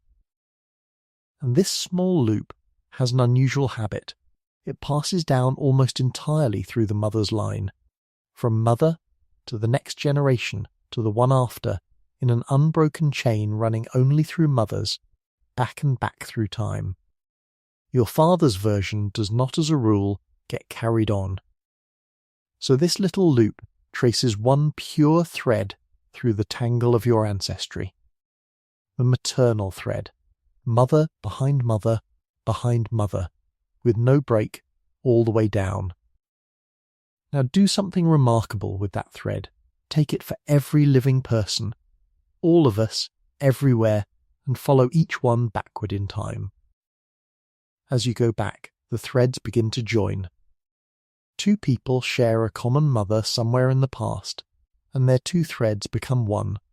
Keep going, and more of them merge, the way countless streams run together into fewer and fewer rivers. And if you follow them far enough back, every single maternal thread on earth, from every people and every land, converges. They all meet in one woman, a single ancestral mother who lived in Africa, from whom every person now alive inherits that little loop, along that unbroken maternal line. Sit with that. Not a myth. A finding. Read from the blood of the living. There was one woman deep in the African past who is the mother of us all along that one thread. She was not the only woman of her age. There were others, and we carry their inheritance too, through all the other tangled lines. She is simply the one whose maternal thread never, ever broke in all the tens of thousands of years between her fire and yours. Every person you have ever met is her descendant. Every person you never will. All of us leaves on the far branches of a single mother's line. And there is a mirror to that maternal thread running down the other side of the family. Just as the little loop passes from mother to mother, another sliver of our inheritance passes almost unchanged from father to father down the paternal line alone. Follow every one of those threads backward, the same way, and they too converge on a single ancestral father deep in the African past, from whom that particular thread in all men living today descends. He and the ancestral mother of the maternal line need not have known each other, nor even lived in the same age. They are not a couple. They are simply the 2 points where two particular threads, out of the vast tangle of our ancestry, happen to draw together.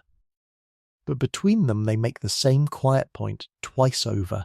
Trace us back far enough, along any single line, and we all meet in a mere handful of African ancestors.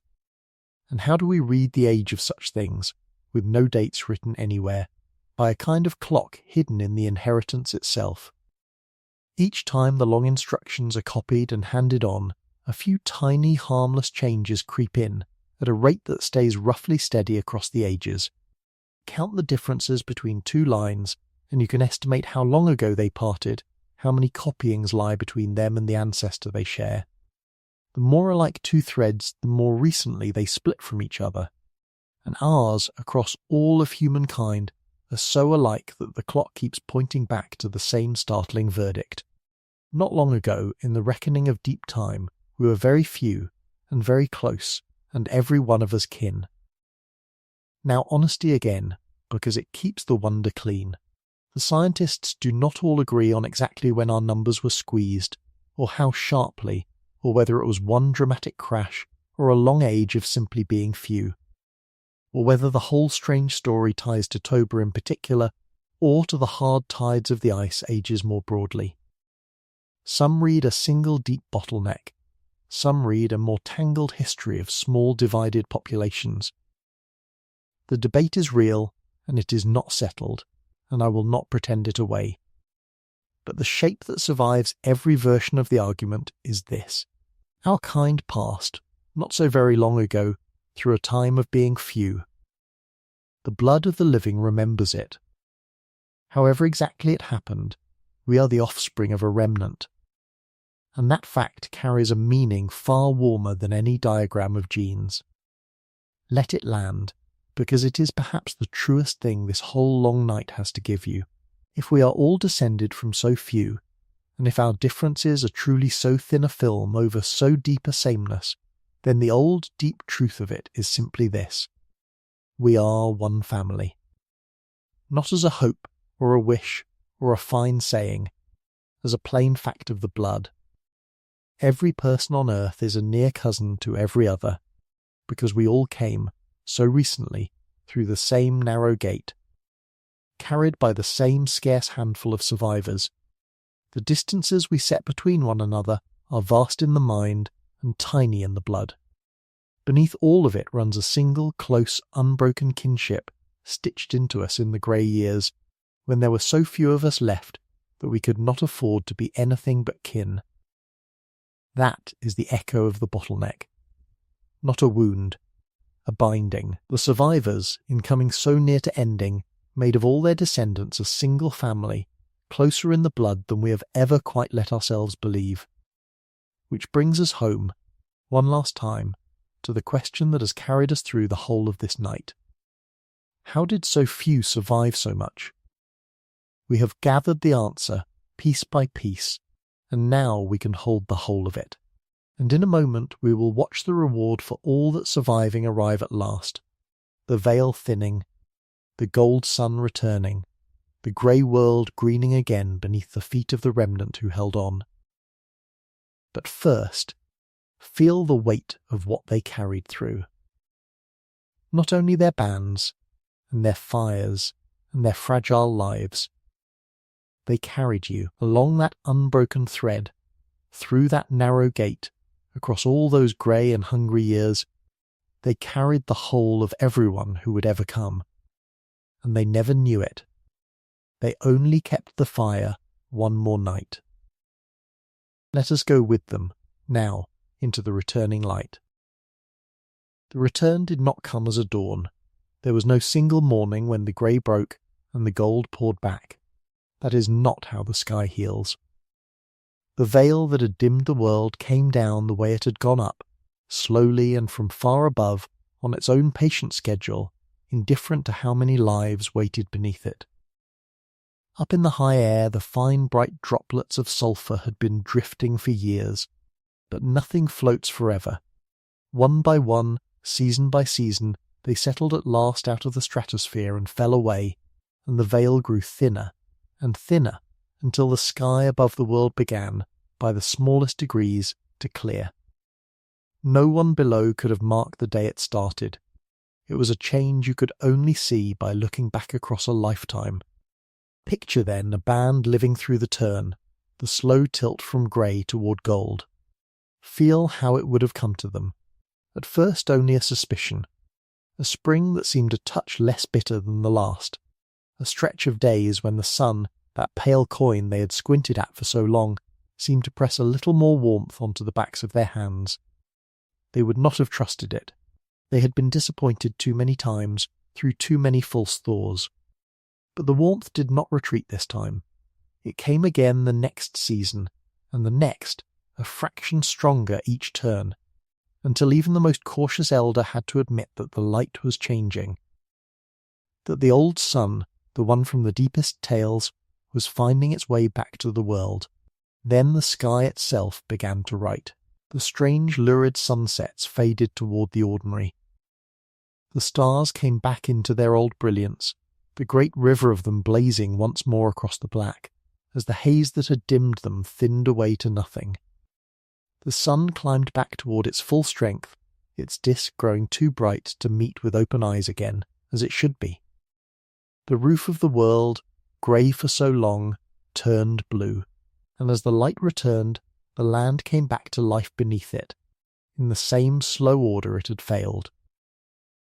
The plants felt it first, for they had always lived nearest the sun. The growing season stretched again at both ends. The frost pulled back from the mornings. The grasses came up thicker and greener, season upon season, until the plains wore their old colour once more. The trees held their fruit and let it ripen full and sweet. The roots swelled fat in warming ground. The rains, timid at first, found their old paths across the sky and fell where they were meant to fall. Water returned to the cracked beds. The shrunken lakes reached back toward their forgotten shores. Then the animals, following the plants as they always had. The thinned herds, given grass again, began to rebuild, slowly over many turns of the seasons, but unmistakably. A few more beasts each year on the greening plains. The herds swelling back toward the great rivers of life the oldest elders had described, and no one had quite believed. And behind them the predators recovered too, and the whole vast web of the living world, which had unravelled from the grass upward, now knitted itself back together in the same order, from the grass upward. And the people, the stubborn, scattered, fire-keeping remnant, who had held on through all of it, they felt the door they had leaned against for so long finally begin to open. Imagine standing in a band at that turning, if you had lived to see it. The elders among you carry, deep in memory, the tales of the golden world before, passed to them by elders now long gone. And here it comes, rising back into being around them, exactly as the oldest stories promised. The warmth, the green, the herds returning. For those who had known only the grey their whole lives, who had taken the dim sun and the biting wind as simply how the world was, it must have seemed a kind of miracle unfolding in slow motion. The legend was coming true. The better world, the one from before, the half-believed one, it was real, and it was returning, and they were walking out into it. They came through changed, of course. You cannot pass through an age like that and step out the same. The bands that reached the far side of the grey carried the disaster in them, in their tails and their bones and their hard-won wariness. They were a tempered people. They had learned, in the only school that teaches it, exactly how thin the margin of survival could become, and exactly what it took to hold on when the world turned against you. That knowledge did not leave them when the sun came back. It went forward with them, folded into the stories, into the way they raised the ones who came after, into the deep grain of what it meant to be their kind. They had been to the edge. They remembered the way back, and so, with the world greening around them, and the herds thickening on the plains, they did the thing that life does whenever the door opens again. They grew. And they spread. Which returns us, one final time, to the question that has run beneath every mile of this long night. How did so few survive so much? We stood in the disaster, and we found the answer, piece by piece, and now we have watched the reward for it arrive at last, the veil falling, the sun returning, the grey world greening again beneath the feet of the ones who would not quit. They survived. Against the longest odds our kind has ever faced, the remnant held the fire, and the fire held them, and the sky, in its own slow time, forgave them. But surviving was not the end of what they did. The far more astonishing thing is what came next, what that scarce, tempered, tested handful of survivors went on to become, and what, across all the tens of thousands of years between their fires and yours, they quietly handed down to you. Life, given room, fills it.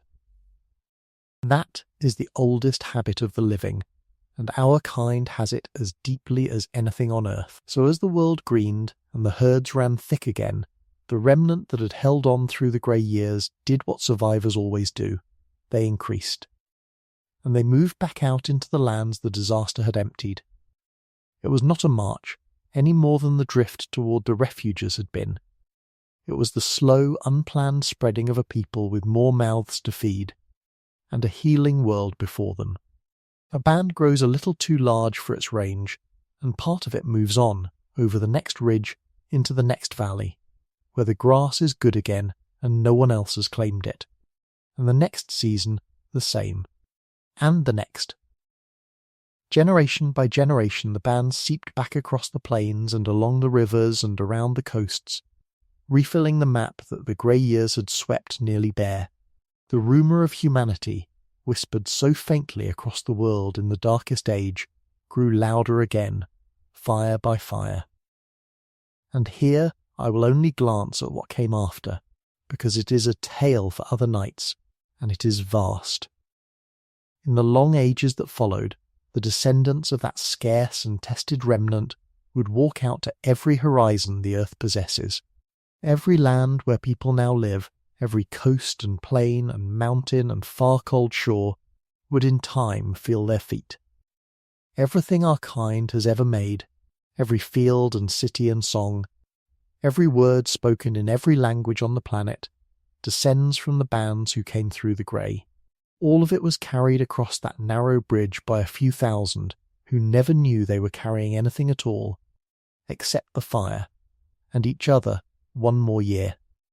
But the deepest thing they passed on was not their spreading, and not even their blood.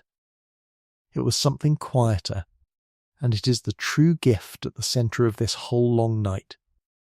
They passed on the powers that had saved them, battle-tested, in the hardest age our kind has ever known, and proven to work, and handed down, through every generation since, all the way into you. Consider what was in that inheritance, because you carry every piece of it still. They passed down the sharing, the deep human refusal to let the fortunate hoard while the empty-handed starve, the instinct to bring the food to the fire and spread it around the circle, so that many uncertain days become one steadier chance. Every time people pool what they have against a hard season, and carry one another through, they are using the very thing that carried the remnant through the grey. It is not a modern kindness. It is an ancient survival tool, worn smooth by 100,000 years, and it still works exactly as it did on the ash-grey shore. They pass down the web, the habit of staying bound to one another across distance, of honouring the tie, of walking a long way to sit at another fire and be known. The knowledge that no one and no single band survives alone, that our strength has always been the net of us, spread wide, so that when one place fails, another can hold. You are a knot in that same net still. They pass down the fire, and everything gathered around it.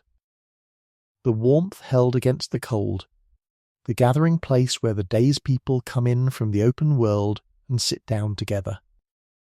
The circle of light that is the true shape of a human home, older than any wall. Wherever people draw close in the dark and share the warmth and the talk, that circle is burning yet. They pass down the memory and the teaching. The power to carry more than one life can hold, to reach back for the hard-won lessons of those now gone, and hand them forward to those not yet come. Every time knowledge passes from older hands to newer ones, the thing that made a band wiser than any single person in it is doing its ancient work. They were the libraries of their world. We are still writing in the same book. They pass down the making and the inventing, the flexible, restless mind that meets a changed world and learns its new rules before the old ones finish falling. The hands that heat the stone to make a finer blade, that shape a flask to carry water across the dry ground, that solve the new problem with the old cleverness. That mind did not sleep when the sun came back. It is the same mind that has remade the world many times over since, and it was forged, in part, in the fire of simply having to survive. And they pass down the thing beneath all the others. The refusal, the stubborn, evidence-free, unkillable hope that rises and tends the fire and works the tide and welcomes the new life and buries the dead with care and goes on, acting, against all proof, as though there were a future worth surviving into. They were right. There was. It is the one you are living in. And the hope that got them there is the same hope that lives in you, on your own hard nights, when there is no reason to expect the light and you keep going anyway. That is the true inheritance. Not only the little loop of the maternal thread running unbroken from that one ancestral mother to you, not only the faint close kinship that makes all of humankind one recently few family in the blood, but the whole tested kit of human powers, the sharing, the web, the fire, the memory, the making, and the refusal, every piece of it proven in the worst age our kind ever faced, and every piece of it still yours. You did not only descend from the survivors, you are still running on the very things that let them survive. And so, at the last, the question that has carried us through this entire night comes fully home. How did so few survive so much? They survived by being what we still are, by holding to one another when the world turned against them, by keeping the fire and the memory and the hope through the longest dark our kind has ever known. And in surviving, they made us, carried us across the narrow bridge, and handed us, at the far side, the very powers that had saved them. Which leaves only one thing left to say. And to say it, I have to come back from the grey shore and the greening plains, across all 74,000 years, to the room where you are lying right now. There you are, in the city apartment above the humming street, or the quiet house in the hour before dawn, or the single lamp left burning in a sleeping home. Wherever this voice has found you tonight, you are warm, and the door is closed, and the night is yours. Take one slow breath and hold, for a moment, everything we have travelled through to reach this room. 74,000 years, a mountain a world away, torn open, a sky gone grey for years upon years, a green and forgiving world turned thin and cold and hungry, and our whole kind, every voice and face that would ever be, narrowed down to a scattered few thousand, holding on in the refuges, with the sun gone weak above them, and no promise anywhere that it would return. They did not know they were the hinge of the world. They only kept the fire one more night. And then another. And another after that. Now feel the line that runs from them to you. Remember the long row of ancestors, hand to hand, back through 3,000 lifetimes. That row is real. It is your row. And nowhere along the whole immense length of it, through every drought and every hard winter, and through the grey years themselves, did a single link ever break. Not once. If it had, if any one of those cold nights had gone untended, if any one of those shared meals had not been shared, the line would have ended there, in the dark, and you would not be here to hear these words. But it did not end. They carried it through. They carried you through, across the narrowest bridge our kind has ever crossed, without ever knowing your name. That is the answer to the question we have held all night, and now you can rest your whole weight on it. How did so few survive so much? They survived because they belonged to one another, because they shared and remembered and kindled fire and read the tide and made beauty in the dark and refused, simply refused, to lie down while there was one more thing to try, and because enough of them stood in the right refuges at the right hour to carry the whole story through to its far side. That is how the fewest of us survived the most, not by being the strongest animal, by being the most human one. And here is the last warm truth to carry down into sleep with you. They are not gone. Not really. They are in you, tonight. In two ways you can almost feel if you go still and look for them. They are in your blood, along that unbroken maternal thread, running back through every mother in the line to one ancestral mother on the African plains, and forward again through all of it, to the pulse you can feel in your own wrist right now, and they are in the shape of your heart, in every human habit you carry without thinking. When you gather close to warmth in the dark, when you share what you have with the people you love, when you hold to hope on a night that offers you no reason for it. Every time you do these things, the survivors are moving in you still, keeping the fire the only way it has ever truly been kept, by being handed on. So let the grey years close now, Let that long, cold sky finish clearing tens of thousands of years behind you, its work long done. Far away, the tide is still turning over the same rocks, faithful as ever. The stars are back in their old brightness above the plains, and the fire that those few thousand carried through the longest dark our kind has ever faced has not gone out. Not in all the time between. It came all the way down the line, one tended night after another, to this quiet room and this voice. And you. The fire is yours now. And it is safe. You may let it burn low. You do not have to keep the watch tonight. That is the whole meaning of everything they did. That someone, so long ago, held on through the dark so that you could lie here in the warmth and simply rest. They already carried the story through. There is nothing left for you to do but be the place it arrived. And you are the far, living end of the longest act of survival in the human story. You are how it turned out. You are the morning they never got to see. So breathe slow, and let your shoulders soften. And let the night hold you the way the refugees once held them. The line is unbroken. The fire is carried. The sun came back. And you, here, now, are the proof of all of it. The quiet, warm, breathing proof that the few thousand held on, and that the dark, however long it lasts, always has a morning on the other side. Rest now. You have travelled 74,000 years tonight. The fire is low, and the door is closed, and every ancestor you have ever had is finally, gently, at rest inside you.